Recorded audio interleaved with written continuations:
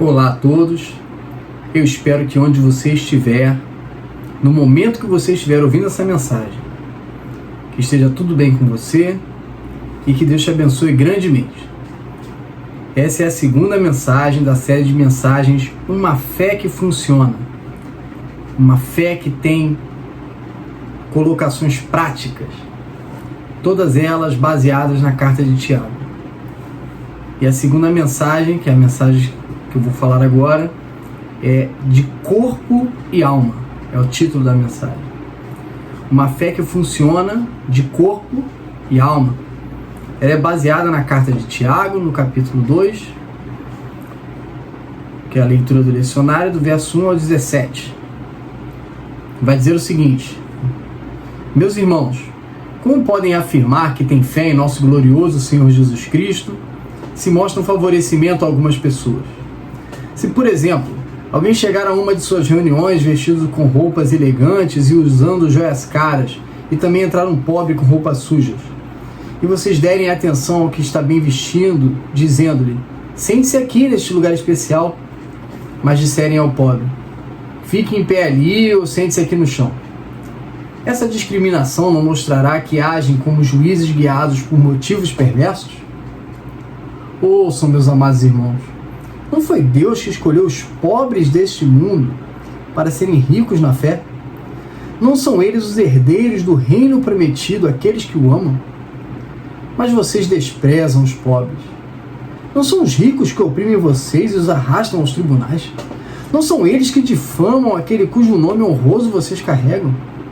Sem dúvida, vocês fazem bem quando obedecem à lei do reino, conforme dizem as Escrituras: ame seu próximo como a si mesmo. Mas se mostram favorecimento a algumas pessoas, cometem pecado e são culpados de transgredir a lei. Pois quem obedece a todas as leis, exceto uma, torna-se culpado de desobedecer a todas as outras. Pois aquele que disse: não cometa adultério, também disse: não mate. Logo, mesmo que não cometa adultério, se matarem alguém, transgredirão a lei. Portanto, em tudo que disserem e fizerem, lembre-se de que serão julgados pela lei que os liberta. Não haverá misericórdia para quem não tiver demonstrado misericórdia, mas se forem misericordiosos, haverá misericórdia quando forem julgados. De que adianta, meus irmãos, dizerem que têm fé se não a demonstram por meio de suas ações? Acaso esse tipo de fé pode salvar alguém? Se um irmão ou uma irmã necessitar de alimento, de roupa, e vocês disserem: até logo, tenha um bom dia, aqueça-se e coma bem, mas não lhe derem alimento nem roupa, em que isso ajuda? Como veem, a fé por si mesma, a menos que produza boas obras, está morta. Tiago fala sobre uma problemática. Lembrem-se que nós havíamos visto que os ouvintes da carta da Epístola de Tiago viviam numa situação de opressão. Estava bem claro a estratificação social. Pessoas muito pobres, que eram cristãs, e outros ricos, na sua maioria, não participavam do cristianismo, do movimento cristão. E qual é essa problemática? Havia um privilégio àqueles ricos que chegavam na igreja. E, consequentemente, havia um menosprezo às pessoas pobres. Tiago, ao identificar isso, nos traz à memória o que vimos no capítulo 1. A verdadeira religião é cuidar do órfão e da viúva e não se deixar contaminar pelo mundo. Mas ao identificar essa problemática e em busca de uma fé que não é só da alma, mas é do corpo, o que devemos identificar? O que devemos ver para podermos agir de forma a sermos praticantes da palavra e não meros ouvintes? De forma de que a nossa fé seja uma fé que produz frutos, não seja uma fé morta. Eu quero levar quero que nós pensemos sobre o seguinte movimento em relação àquilo que nós cremos de Deus. Nós temos que tirar a nossa visão de um Deus individualista para um Deus solidário. E além disso, nós precisamos construir uma teologia do corpo, uma teologia da carne, em que enxerga o outro como imagem de Deus. A fé cristã latino-americana, brasileira, ela é extremamente individualista. Ela é extremamente burguesa. Uma fé burguesa é uma fé que se preocupa com a forma que Deus vai resolver os problemas da minha vida. O pecado é algo que toma a minha vida, toma a minha alma.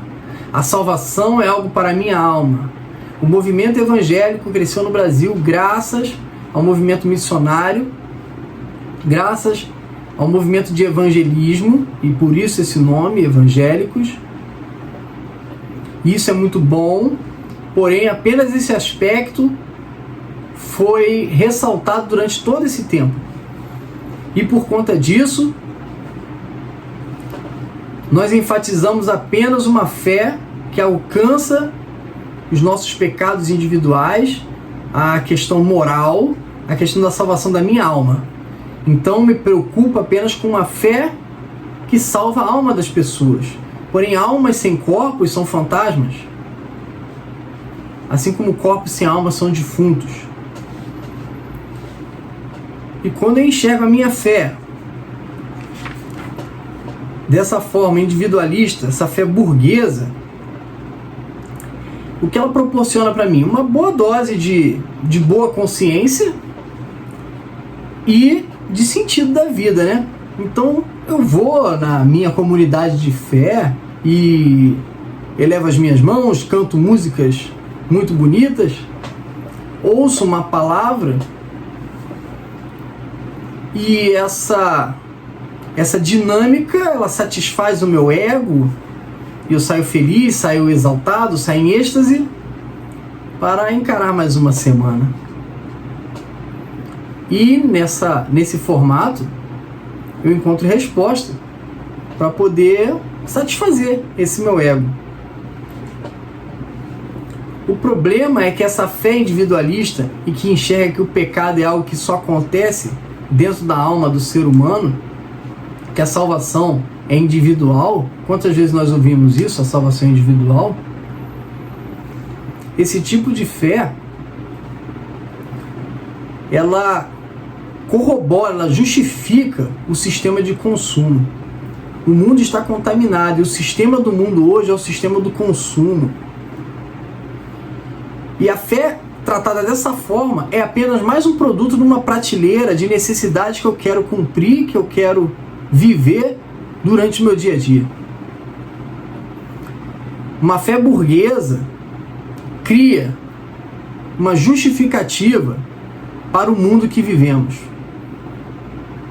para o mundo que jaz no maligno, para essa sociedade de consumo que dá privilégios a pessoas pela sua etnia, identidade sexual ou classe social.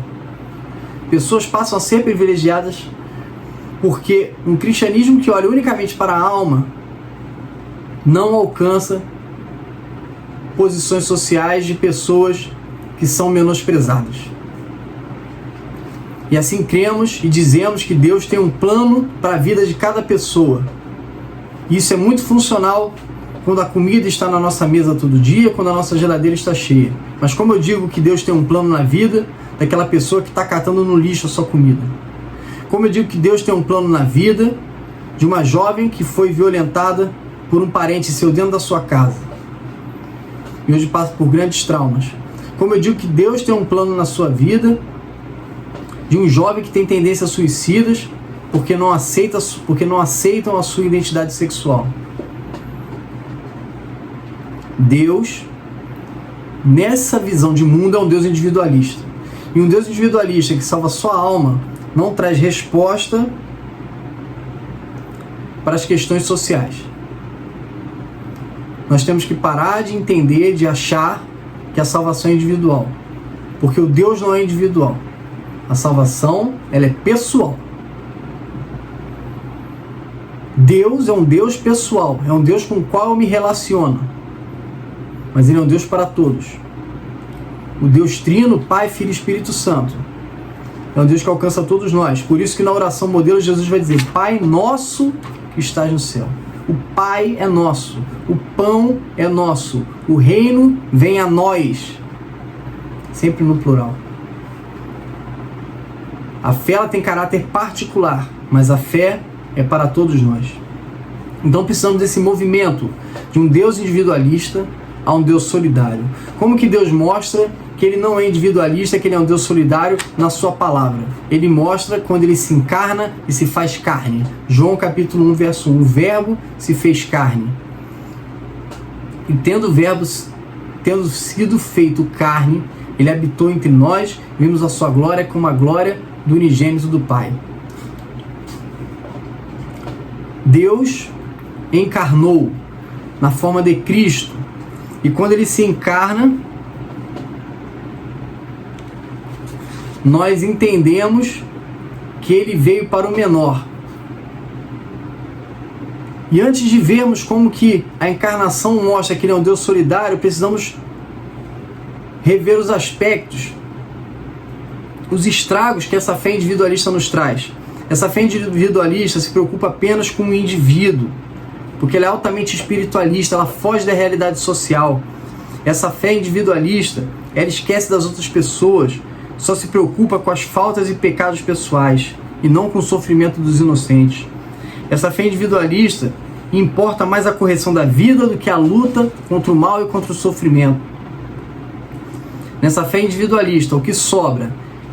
O Deus que sobra dessa fé individualista é um Deus que se preocupa apenas com as minhas faltas e está totalmente desligado do mundo que Ele mesmo criou. Portanto, o Deus que nós criamos é um Deus solidário. E onde que Ele mostra a sua solidariedade? Quando Ele se encarna, quando Ele se faz carne. Ele é o verbo vivo de Deus. E como Ele mostra isso? Ao se esvaziar, Ele mostra que se solidariza com o menor e com o diferente. Quando Ele se esvazia, a palavra de Deus vai dizer que esvaziou-se a si mesmo, lá em Efésios, e vimos a sua glória, como a glória do unigênito do Pai. Ele se esvaziou, e ao se esvaziar, Ele deixa de ser o Deus Altíssimo para virar o Deus Baixíssimo. Ele se faz diferente, Ele se identifica com o menor, Ele se identifica com o menosprezado. Ele se identifica com o diferente. E Ele faz de todos nós semelhantes. Somos a sua imagem. Numa teologia do corpo, nós olhamos ao outro, independente da roupa que ele veste, da cor da sua pele, da forma que ele se porta, que ele se identifica. Nós enxergamos o outro como a imagem de Deus, que deve ser amado. Como o Tiago falou, amar ao próximo. Essa é a lei, amar ao próximo como a ti mesmo. E Deus é o nosso Pai. Por ser o Pai nosso, todos somos irmãos. E por sermos irmãos, todos somos iguais, vindos do mesmo Pai. Temos a mesma filiação. Portanto, Deus é solidariedade. Deus olha para o outro. Em qualquer ato de solidariedade, vemos Deus agindo. Deus está ali. Não importa se a pessoa é cristã ou não. Deus está ali. Então Deus nos convoca a sermos solidários, a não olharmos ninguém com privilégios por questões étnicas, sociais e etc. Ao crermos em um Deus solidário, nós vivemos uma fé viva, que produz frutos, não uma fé morta, que não produz as boas obras. O contraste aí que causou muito debate no meio teológico, que Tiago falava da salvação pelas obras, e isso contradizia com a salvação pela fé do apóstolo Paulo. Na verdade, ele não está contradizendo, não está colocando em choque obras com a fé, mas sim está colocando em choque uma fé viva e uma fé morta. A fé viva produz frutos, produz boas obras. A fé morta não produz nada. Quanto mais pode até destruir algo. Portanto, ele nos convoca a solidariedade, mas uma solidariedade inteligente e política. Uma solidariedade que desafia a gente a entender as causas sociais. A gente vai lá e dá o pão para o necessitado na madrugada. A gente vai lá e dá a roupa para o necessitado. Perdoe. Mas o que faz aquela pessoa estar na rua precisando de comida? Nós temos que colocar isso em xeque. Nós temos que fazer isso dentro das nossas comunidades. A assistência, o assistencialismo sempre será necessário. Levar a comida, o abrigo, a roupa para o necessitado. Mas uma solidariedade política é necessária, empenhada em mudar e melhorar as estruturas da sociedade. Aqui não estou falando de assumirmos posturas político-partidárias do partido A, do partido B, a direita, a esquerda. O que eu estou falando aqui é nós sermos sinais do reino de Deus. Uma fé de corpo e alma. É uma fé que se evidencia para corpos que precisam do amor de Cristo. Para pessoas que não precisam apenas ouvir que nós oraremos por elas, mas que nós nos movimentaremos para transformar a realidade social que elas vivem. Talvez seja um desafio muito difícil, mas com certeza há locais próximos da sua residência, próximos, talvez dentro da sua comunidade de fé, em que você pode contribuir, em que você pode expressar a sua fé como uma fé viva de um Deus que é solidário, de que não tem preferência, de que não escolhe quem vai sentar à frente por estar com a melhor roupa. Uma fé em um Deus solidário que produz boas obras nas nossas vidas. Esse é o desafio. Essa é a luta. Olharmos o outro com o olhar de Cristo. Olharmos o outro como a imagem de Deus. Olharmos o outro como a pessoa que é um amado de Deus, a quem eu devo amar. A minha fé não são apenas os meus credos, aquilo que eu confesso, aquilo que eu digo, mas é aquilo que eu faço. É isso que nós temos que construir agora. Amar ao próximo como a ti mesmo. Uma fé viva que produz boas obras. Uma fé de corpo e alma. E eu quero fazer uma oração.